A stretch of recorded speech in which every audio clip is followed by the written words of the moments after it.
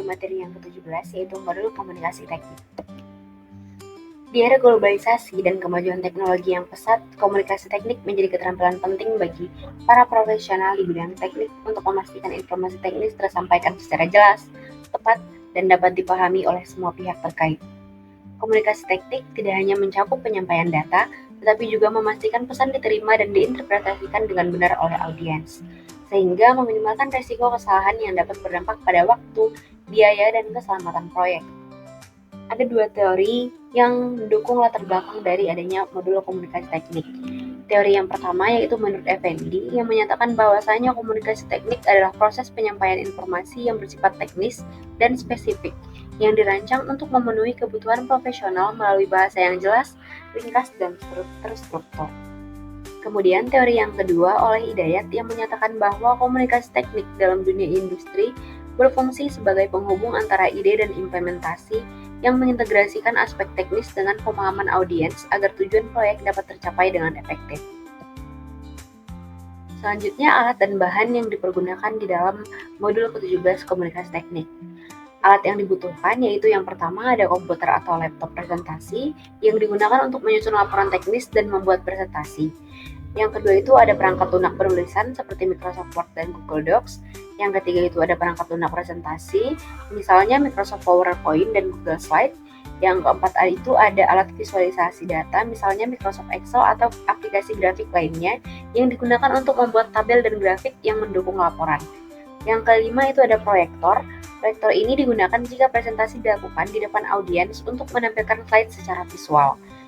Alat yang keenam itu ada alat perekam untuk merekam presentasi jika diperlukan agar bisa dilakukan evaluasi nantinya.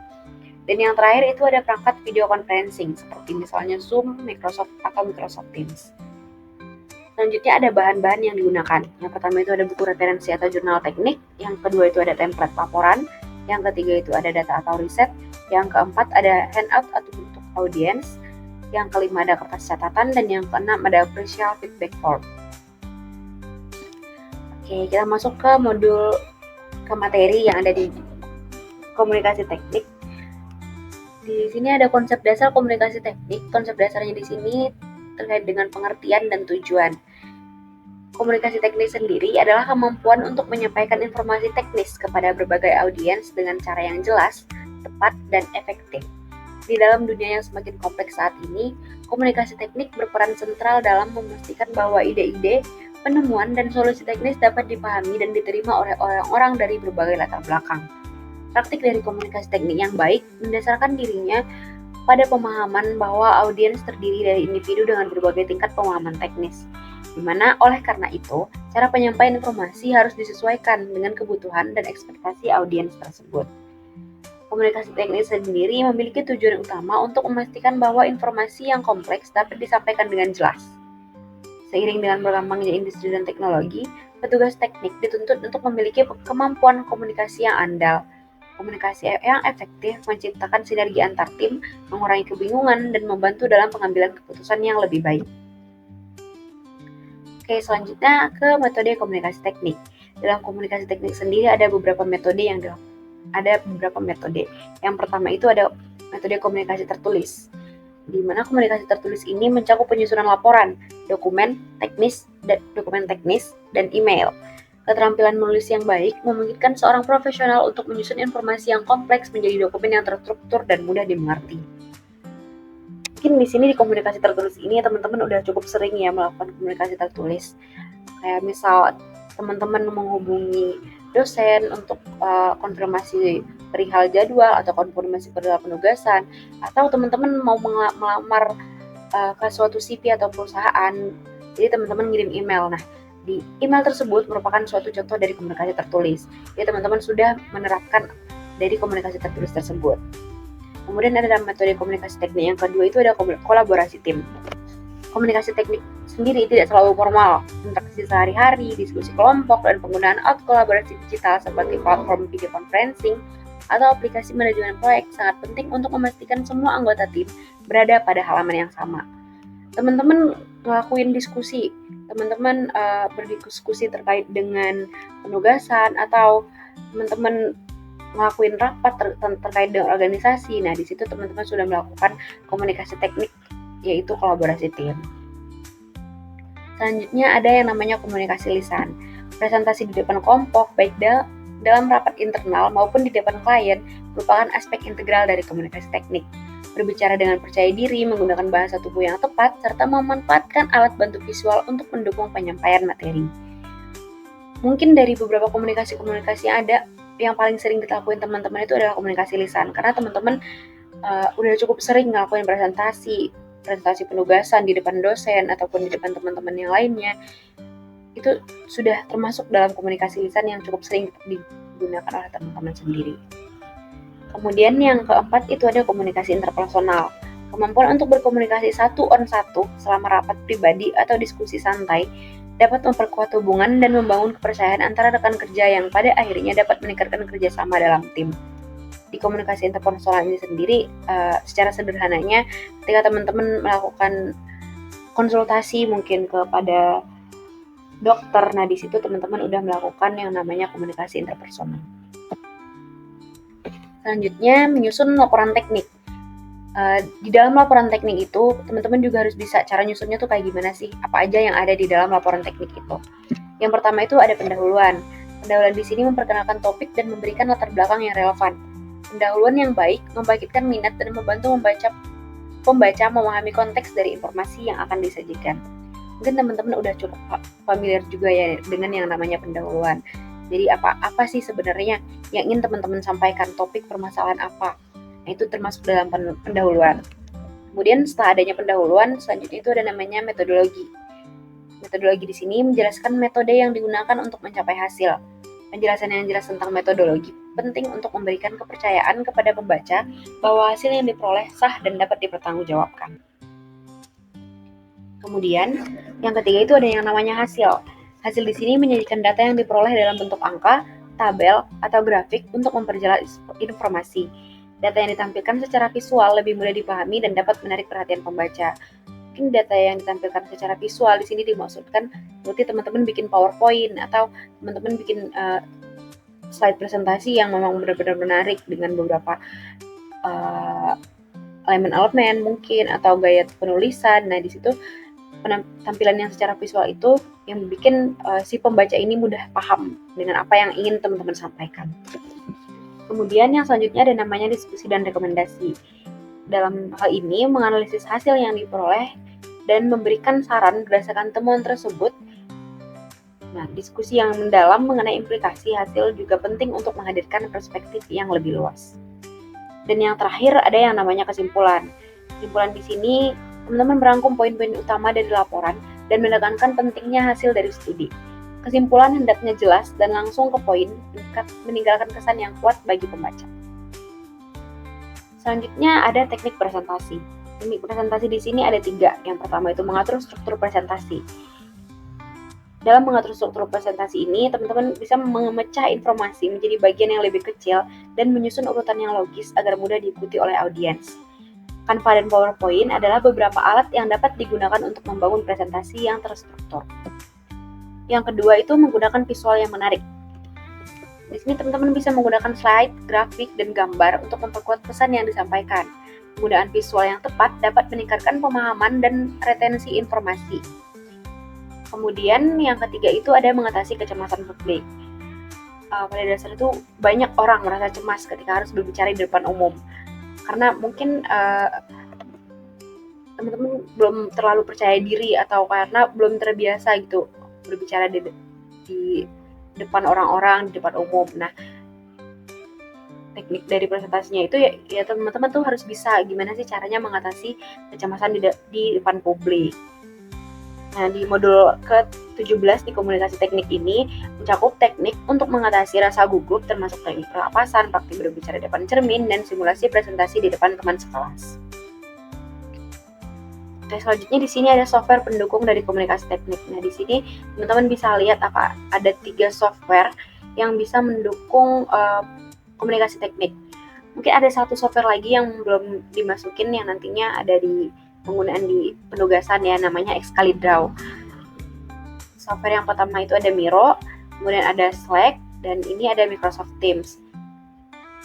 Nah, satu lagi tuh ada namanya software Excalidraw. Excalidraw ini software yang hampir mirip sama Miro, yang bisa bikin grafik, bisa bikin gambar, dan bisa bikin mind mapping. Mungkin nanti akan sedikit dijelasin juga di simulasi software. Oke, kita masuk ke kesimpulan. Kesimpulan dari modul 17 komunikasi teknik ini menekankan pentingnya keterampilan menyampaikan informasi teknis secara jelas, tepat, dan efektif kepada audiens dengan latar belakang yang beragam. Kemampuan komunikasi, baik tertulis, lisan, interpersonal maupun kolaboratif menjadi kunci dalam membangun sinergi tim, mengurangi kesalahpahaman, dan mendukung pengambilan keputusan. Dengan dukungan visual yang menarik, teknik presentasi yang tepat, serta penggunaan software komunikasi modern, peserta dapat mengasah kemampuan menyusun laporan, menyajikan data, dan berinteraksi secara profesional. Melalui pemahaman dan praktik komunikasi teknik yang baik, setiap individu tidak hanya mampu menyampaikan ide secara efektif, tetapi juga meningkatkan kepercayaan diri, kerjasama, serta keberhasilan dalam konteks industri dan dunia kerja. Oke, di sini ada beberapa sumber yang dikutip dari beberapa referensi artikel atau jurnal yang mungkin di sini teman-teman bisa pergunakan nantinya sebagai referensi. Ada 3 sumber yang saya cantumin. Oke, mungkin cukup sekian penjelasan terkait dengan modul ke-17. Terima kasih banyak. Oke, selanjutnya kita masuk ke yang tahap untuk penggunaan dari software. Software yang digunakan di sini untuk modul ke-17 komunikasi teknik yaitu software Excalidraw.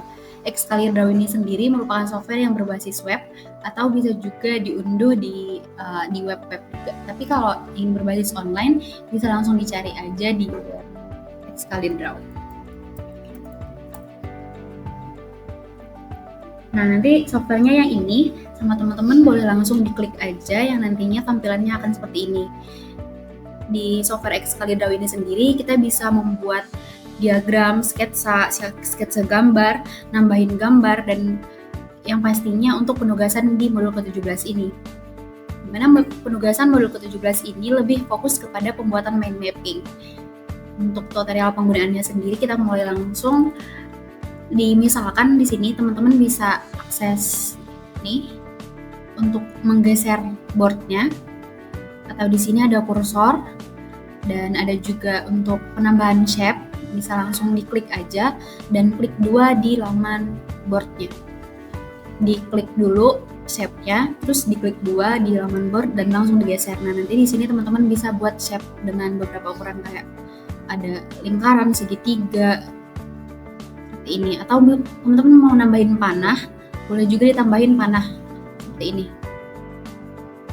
sesuai dengan kreasi teman-teman sendiri nantinya. Intinya di komunikasi teknik ini teman-teman menuliskan semua komunikasi teknik yang dibangun atau yang ada di CV yang teman-teman cari nanti. Misalkan di CV teman-teman itu menggunakan komunikasi lisan. Nah, komunikasi lisan yang digunakan di CV teman-teman itu seperti apa? Nah, nanti langsung dimasukin aja. Di sini misal komunikasi teknik.